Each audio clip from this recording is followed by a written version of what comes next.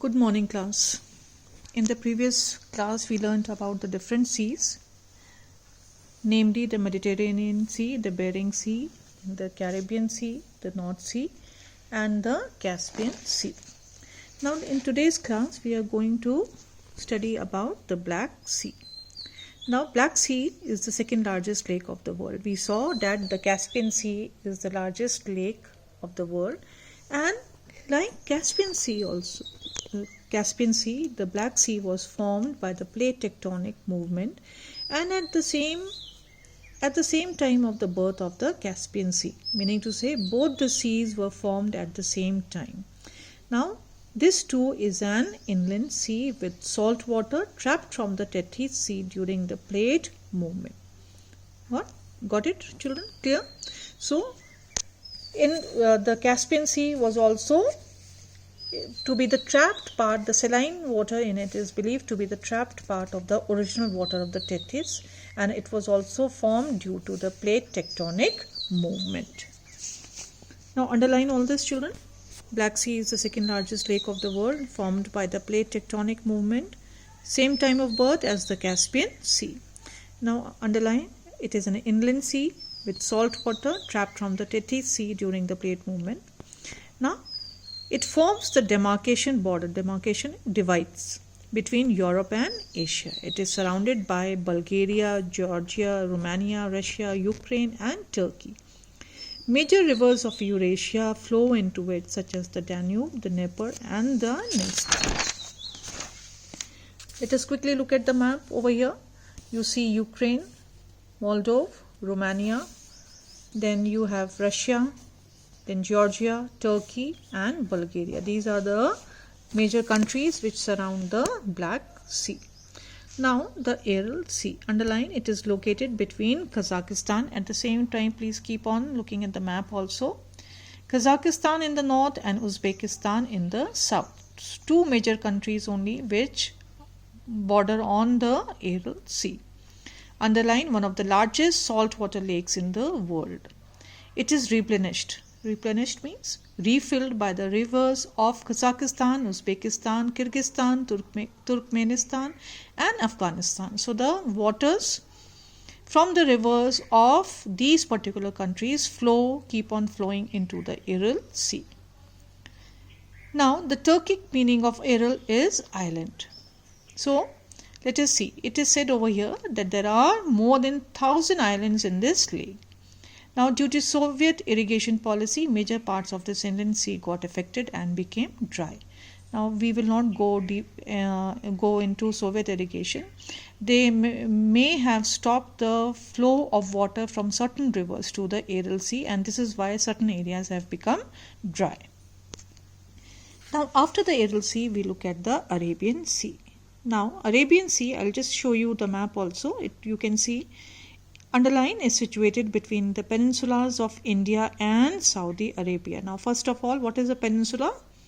A piece of land which is surrounded by water on three sides, and on the fourth side, it is attached to a larger piece of land. Underline all that. Now, the countries that surround it are Pakistan in the north, India in the east, Oman, Yemen, and Cape Verde in the west.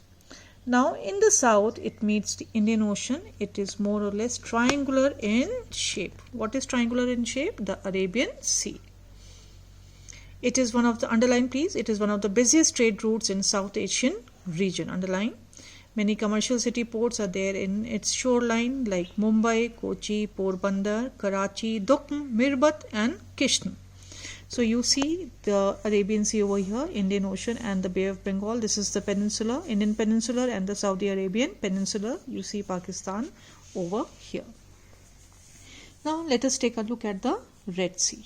Underline, is a narrow inlet of the Indian Ocean. Can you see over here? Narrow inlet of the Indian Ocean. So Indian Ocean you saw towards the south, then the Arabian Sea here, and from here the water is connected to the Red Sea.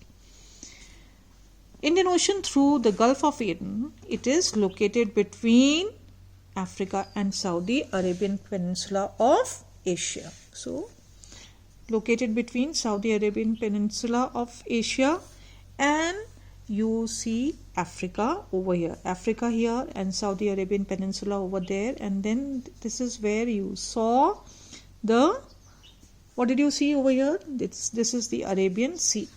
Got it? Now underline please, it is joined with the Mediterranean Sea in the north through the Suez Canal. Now I'll quickly take you back to the map on page 30.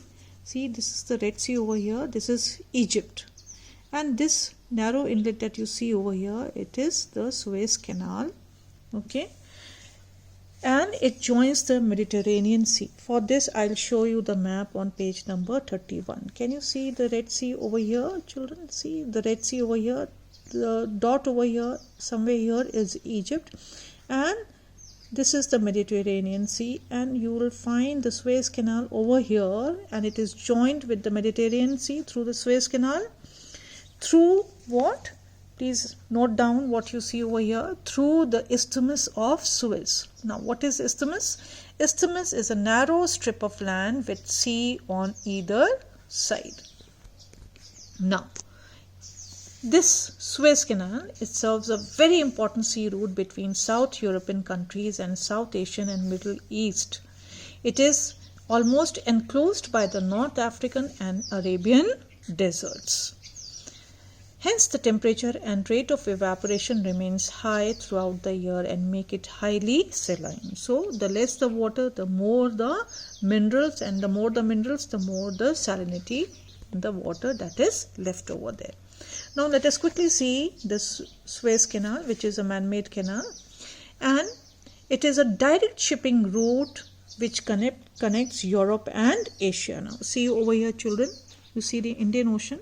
So it is a direct shipping route from here, Arabian Sea to the Red Sea, and through the Suez Canal to the Mediterranean Sea, and it joins Asia. This is Asia to Europe over here.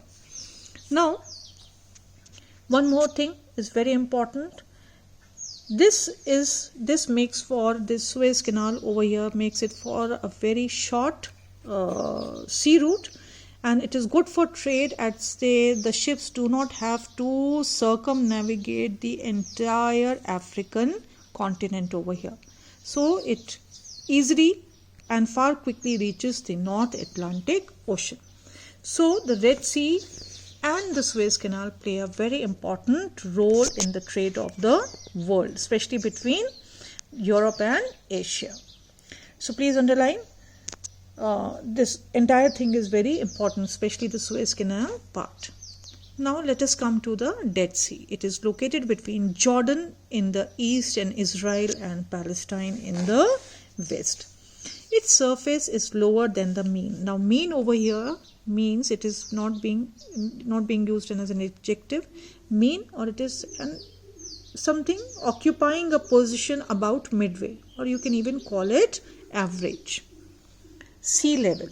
So its surface is lower than the mean sea level. Thus is the lowest point on the surface of the earth. As it is, the surface is lower than the average surface or mean sea level, then it is this is why it is the lowest point on the surface of the earth. The water is hypersaline, too much saline, with 34.2% salinity. Please underline that. It is an enclosed water body or an inland sea. So again, because it is enclosed or it is an inland sea, therefore it is very saline. Thus the water does not get access to mix with the water of any open sea or ocean. It is the source of many minerals and salt, and also called as the salt sea. So underline that. It is very important, children. Now the objective type questions, I'll quickly put my camera over here.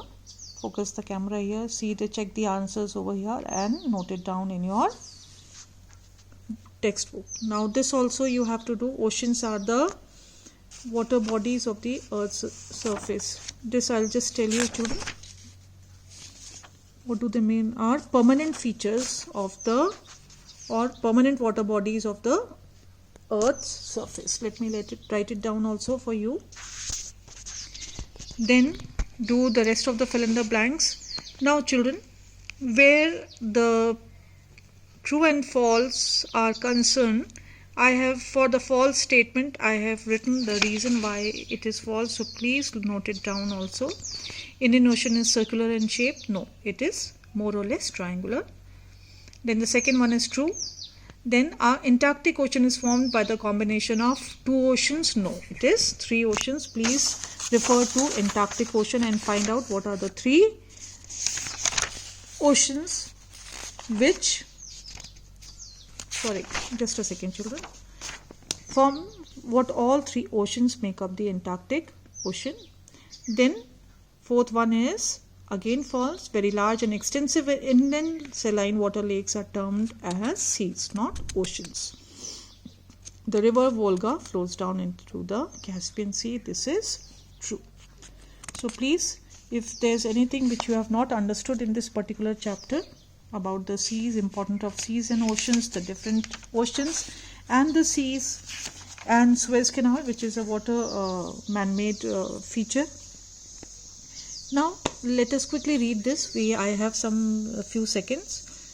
Bays and gulfs are the most important features of oceans and seas. Both are the inlets of oceans towards the landmass, surrounded by land from 3 sides. So when you see the Bay of Bengal, you will realize what we are talking about over here.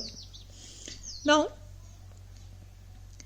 gulfs open and joined with the ocean. Gulfs have narrower opening than the bays. Gulf of Mexico, Persian Bay, Bay of Bengal, Persian Gulf, Bay of Bengal and Hudson Bay are a few examples. Just see children, Hudson Bay, can you see over there? Baffin Bay you see over here. And then what else do we have? Do we see Bay of Bengal? We have seen over here. Then, oh, that's all. Okay. So, in the world map, when we meet, when you come, when the school reopens, I'll show you all these things again. Till that time, I want you to reread the chapter, revise thoroughly, and if there is any confusion or any misunderstanding, then please note it down and we will discuss it when the school reopens. Till that time, please stay safe. And you are supposed to do all these question answers which have already been uploaded in your geography notebooks. Thank you.